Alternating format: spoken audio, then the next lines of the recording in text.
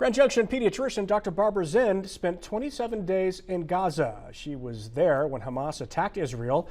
Her days were spent trying to keep spirits high as tragedy just swarmed around here, and now she's home safe.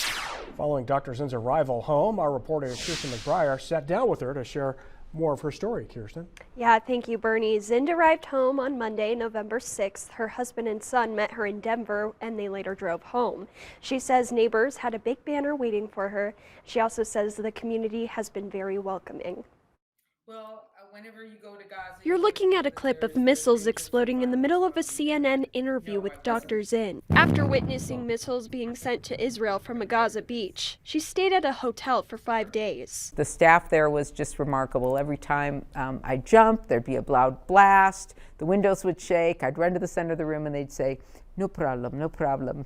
She describes feeling more than just a little skirmish when the Erez crossing closed. At first, she hoped to get out by October 12th through the Rafah crossing into Egypt. That was until the crossing was bombed and closed. With each passing day, hour, and minute, the waiting went on. I'm an optimist. I think 2 or 3 more days.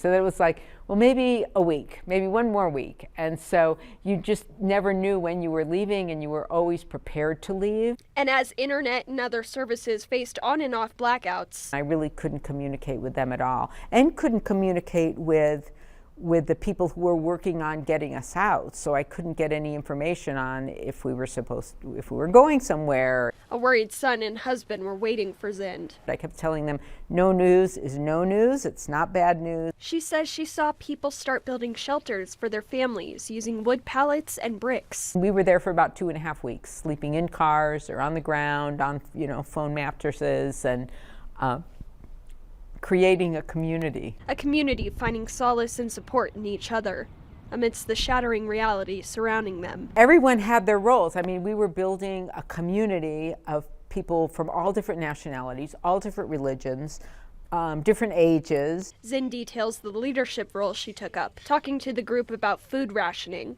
guiding them on what foods would be best to order, and how to ration 800 Kkcos per person. We did have a driver who really risked his life driving all the way to Gaza City and getting enough food for another week for us. As a humanitarian, Zind said it was devastating to watch the families and children suffering around her, but she knew getting home had to be a top priority. There wasn't much I could do there, so I felt like I'm not working in a hospital. I'm not able to do anything to help, and I'm just utilizing resources, right? Many around the world are calling for a ceasefire on both sides. While Zind expresses she's not a politician, she says you have to look at the root cause of the conflict. The situation that people are living in Gaza, where it's the largest open-air prison in the world. It's the 3rd most densely populated area in the world. She says the people can't leave. They can't improve themselves, export food, or bring supplies in. She says Gaza will have trouble rebuilding. I think that everyone deserves civil rights. They deserve the right to have a good life, and I think until those people get that opportunity, you're going to have strife, and it's not going to be safe for the people in Gaza, and it's not going to be safe for the people in Israel. If you're interested in knowing how you can help, Dr. Zind says donating to the Palestinian Children's Relief Fund is a great start. She says the money is going to the children of Palestine right now. I'm Kirsten McBriar reporting. All right, thanks, Kirsten, for that report tonight. Dr. Zind also says the UN Refugee Works Association is another great organization. They're delivering aid to people, and the Mercy Corps is giving money to people's banks so they can purchase food as well.